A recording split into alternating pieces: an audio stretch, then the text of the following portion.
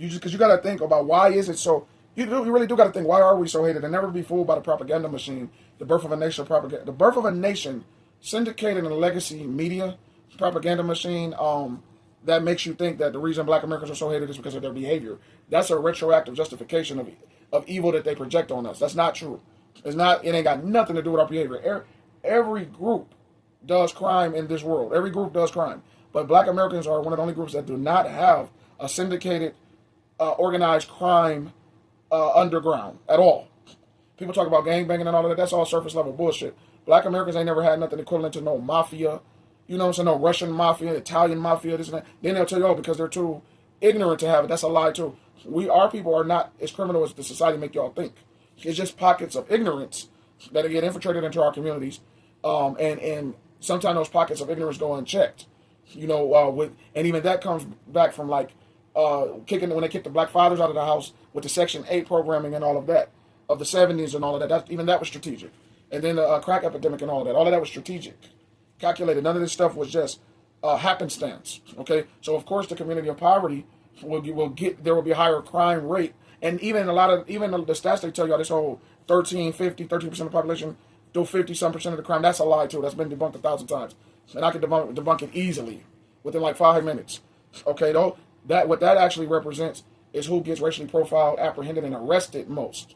That's what those stats represent, and that directly correlates not only to poverty but to racial profiling within law enforcement on a specific demographic of Black American people in the inner city and urban communities. So the more arrests, even if they didn't do the crime, but apprehension, they put that in the stat of criminal base, right? So that's what that is. A lot of these people are apprehended for, say, stealing something like a candy bar or something stupid. A lot of little teenager stuff. They get apprehended when other groups don't. Okay, and even if they get the charges, a lot of charges can get dropped or get let go, or they go to juvenile or something like that. They count that towards the criminal stats.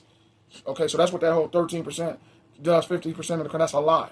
It's not doing 50% of the crime. It's being apprehended for 50% of the crime preemptively, right? And that doesn't include convictions. See, when it includes convictions and stuff like that, that number drops drastically to a more mediated number like every other group per capita. See, so they play with your mind, man. The gaslighting is intense in the Western Hemisphere. It always has been. And that's what a lot of these books will reveal to y'all as you read this different elite level scholarship about the true indigenous Americans of who our race really is. When I say our, I can speak solely, mainly for me, but I know it's a lot of Black Americans who just know in their soul, not because of self-hate, we know in our soul, in our DNA, your DNA speaks to you. You are your ancestors, and they are their ancestors. Don't get it twisted. Everyone is their ancestors, and nothing tells you more about groups of people than the history of groups of people. Just like nothing tells you more about a person than the history and pedigree of that person. No matter what people say. Everybody can talk these Martin Luther King speeches, I have dreams, but they never talk about having nightmares all day long. But the truth is, it tells you the historical behavior of people, tells you what the nature of different groups are. That's why I love that movie, Sinners. In fact, I think I'm going to watch it again today. That movie was awesome. And because it shows like a biographical look at different natures of different people, but basically people groups. And I mean that with all due respect. Okay, but the history is history, man. One thing I can't do as a victim of pink supremacy, and people say, oh, blacks always try to victimize themselves. No, there's a such thing as victim shaming. We are not to be shamed from the victimology people have done to us. So I'm not going to be shamed about the fact that we were victims and survivors of pink supremacy, right? Because you can't say the white T word online too often. I notice if you say that, a lot of people it's like you can get banned for saying just a color, right? As if this stuff don't exist. And that's how a lot of how they did digital ethnocide, even on indigenous Black American people, by rewriting people just out of history books. They just literally erased the lineage.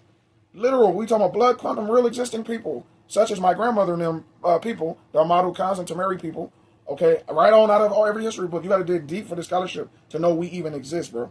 Okay, and yes, we look like regular Black American people. Like me, as y'all can see, I'm dark skinned, like Don Cheadle colored. Okay, yep. So anyway, another book to check out in scholarship if you think I'm bullshitting. This